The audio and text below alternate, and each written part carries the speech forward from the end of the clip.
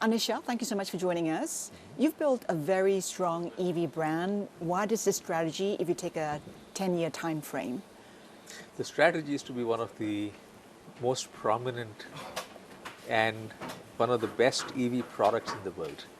We've got a team that has designed and built some fantastic products based on inputs that we get from consumers. There is tremendous value that consumers get in the product as well in terms of the features that are there. The ride, the handling is wonderful. As a driver, I've experienced that myself, and it's very difficult for me to go back to ICE products having driven our EVs. So on balance, I think we've started very well. We still have a long way to go because we need to continue to improve these further. Even though today I would say they stack up with the best in the world, we need to understand global markets better, because it's very easy to sit in one market and export from there, but that's not really the recipe for success.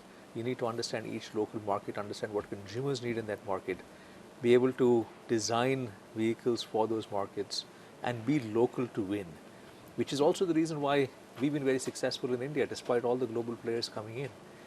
Because we understand what the consumer wants, we've been able to design products for the consumer, and that has helped us create a very strong set of products in India, and that has made us a #1 SUV player in India today. What milestones, what targets? Starting with first greater penetration in India. We have effectively run out of capacity despite quadrupling capacity in auto business over the last few years, and we're putting in more, and therefore the first step is to get that capacity in, get a higher penetration of EV in India. By capacity, I refer to both ICE and EV here, because ICE products also continue to get a very high level of demand today. The second step is to look at a few key markets around the world.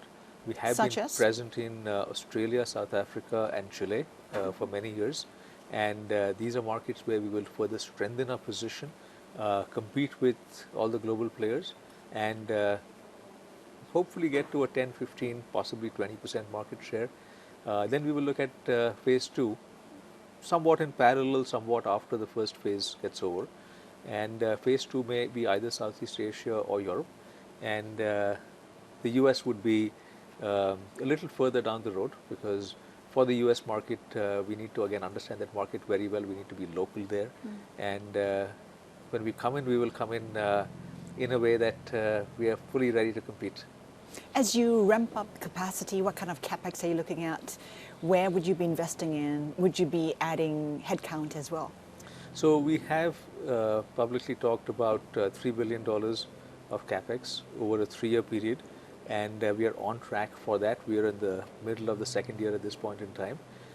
In terms of ramping up headcount, yes, some of that will happen as new plants come in, and it will also help the ecosystem, because our suppliers are ramping up capacity as well for us to be able to deliver this. And there's a very large ecosystem in auto that has a multiplier effect. So that will be a very big positive for the industry. We talk about supply chains, we have to talk about rare earths. There's huge dependency on China. How do you see this playing out, and how do you diversify to ensure, I guess, stability? So various countries around the world are looking at this right now. The Indian government also has laid out a policy for rare earths, and we do expect manufacturers to come in for rare earths. We will obviously be customers there, and as that happens, that will help de-risk to some extent. As other countries put capacity on board as well, that will help de-risk it further. If you take a look at the conversations happening here in Davos, lots of conversations over geopolitics and the uncertainty of where it all might play out. How are you assessing the risks to your business? So let me first just comment on Davos, because Davos has always been a platform for dialogue, and this year's theme has been the spirit for dialogue.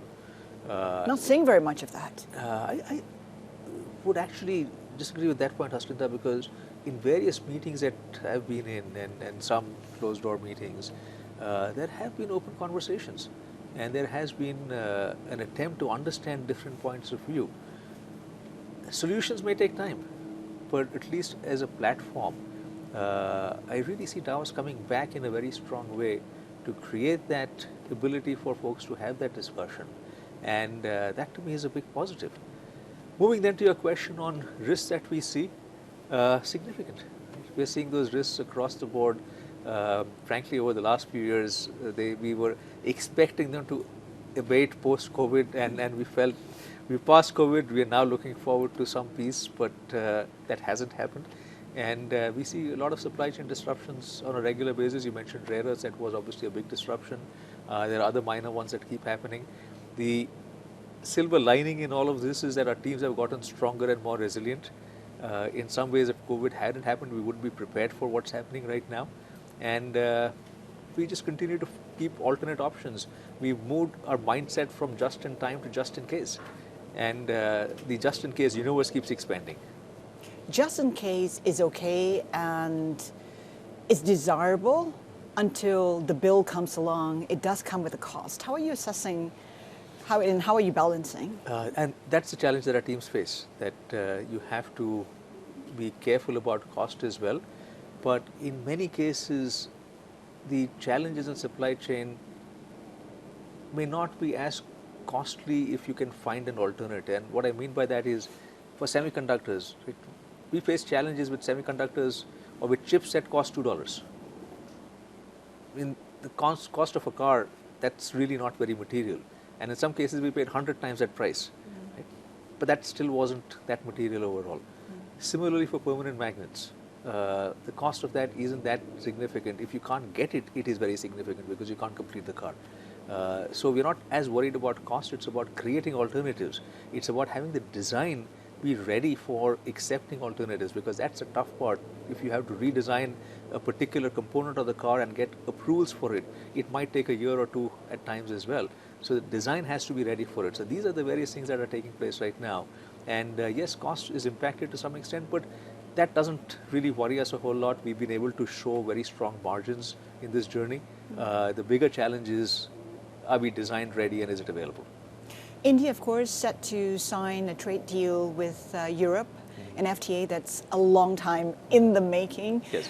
Some say that concessions could be close to what we saw with the UK. How are you looking at the implications on competitiveness? We have always welcomed competition, and we have gotten better because of competition. We've been written off as dead many times. In 2002, when Ford and Renault and others came in, we were written off as dead, saying we are not going to be able to compete against established and very reputed foreign car makers coming in. When the Koreans came in, we were written off as dead again. So that's happened multiple times in our journey. But every time competition's come in, it's made us stronger and better. And today we've got a great R&D center, we've got a fantastic team, and that gives us a confidence that actually it's good to have competition. It will make us better. And our objective is not to survive in India, but it is to really win across the world. And to win across the world, we have to be very, very good. So it's good to have the competition. We have 4 free trade agreements, and it's something that's better for everyone. What we've seen the government do very well also is to ensure that ecosystems in India are also built with it. It's about expanding manufacturing in India, making India the manufacturing hub of the world, because it's the lowest cost destination, because it's the best destination to have. And for that, ideally we would want to welcome all foreign car makers to India to make their cars in India. Right? Higher competition for us, but that's a good thing. And that's a good thing for the Indian economy. So that's the path we really have to be on. And of course, on the other hand, that delay in that trade deal with the US, you've said before that the implications for Mahindra is actually very minimal. Is that still the case 5-6 months on? So we do have assembly facilities in the US. From an overall percentage basis, it's a smaller percentage of our overall portfolio. And our overall portfolio is just going great guns right now. So which results in a minimal impact. I know there are some industries in India that have a much greater impact, and therefore hopeful that the trade deal is signed. India and the US have shared very strong relationships over a long period of time, and they've only been strengthened significantly over the past few years.